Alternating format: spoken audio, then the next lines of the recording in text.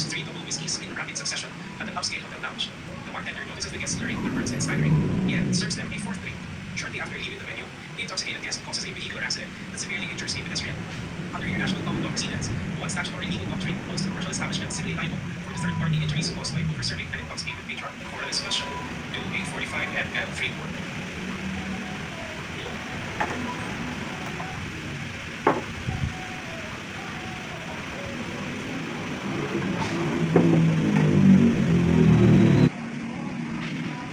For me, the answer is drum shop liability.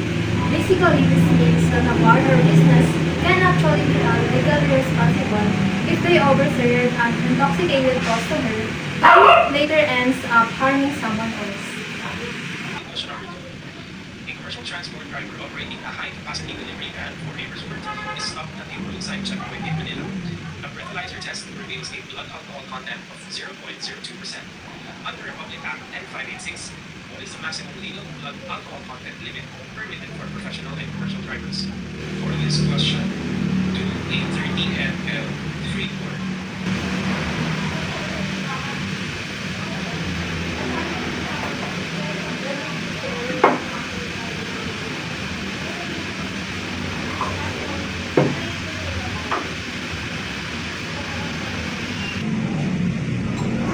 For this one is 0.0% BAC rule. From what I understand, this means professional and commercial drivers shouldn't have any alcohol in their system at all while driving to keep the road safe. I repeat question number 3. During a busy shift, a group of patrons orders rounds of high-proof tequila shots mixed with carbonated tonic water on an empty stomach. Within minutes, the group shows rapid signs of intoxication compared to a nearby table to a neat-aged rum after a full sleep dinner. What specific anatomical valve at the base of the stomach is forced open prematurely due to the pressure of dissolved carbon dioxide accelerating gastric emptying? For this question, a 75 ml free flow.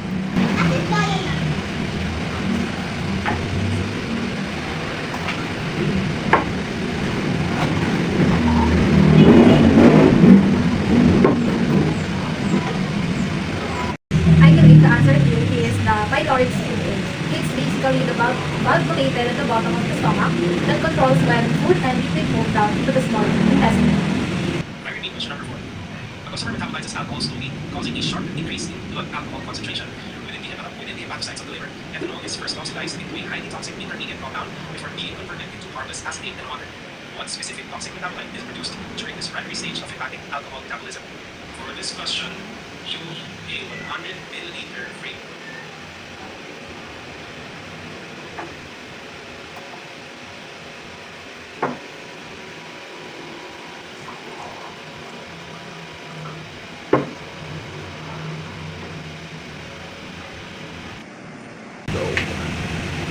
For this question, the answer is acetaldehyde. To explain it simply, it's a harmful substance produced where the liver first breaks down alcohol, which later gets converted into a safer substance called acetate or acetate. I repeat question number 5. During a peak weekend night, the main bar is experiencing a high volume of cocktail orders. A team member is actively working behind the scenes, cutting fresh citrus, prepping ice wells, polishing glassware, and replenishing the liquor bottles on the speed rail to ensure the primary bartender never leaves the execution station. What specific job role within the bar operational hierarchy is performing these support tasks? For this question, do a 20 milliliter framework.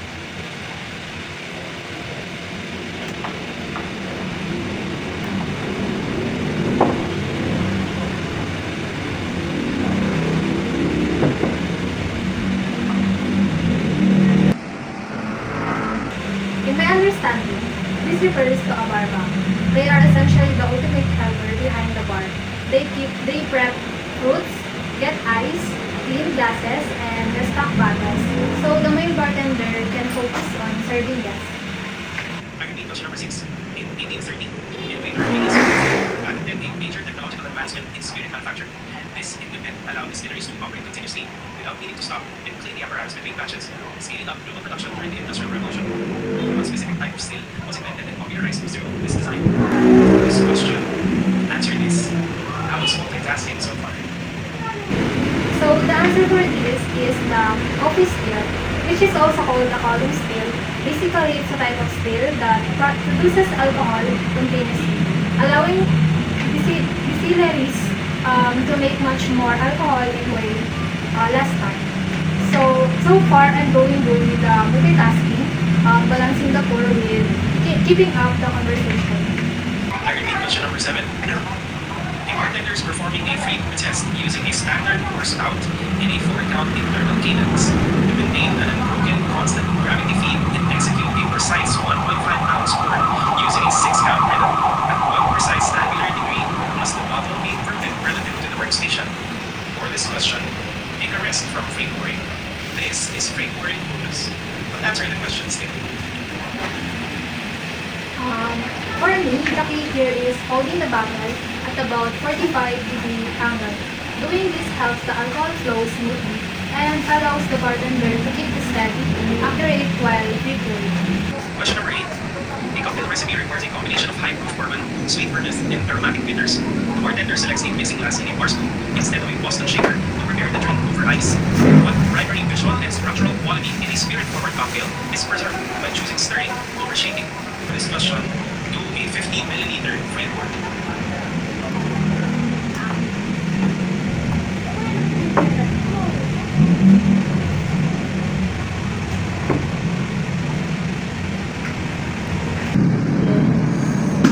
My answer to this is that clarity is preserved by stirring. When you stir a cocktail instead of shaking it, it helps to keep the drink super smooth, clear, and clean looking in the glass. I repeat question number 9. An employed bartender at a local bar negligently serves alcoholic beverages to an obvious minor without verifying government-issued identification, resulting in an accident. Under Article 2180 of the Civil Code of the Philippines, what legal principle holds the business owners responsible for negligent acts committed by staff within the scope of employment? For this question, do a 90 milliliter free pour.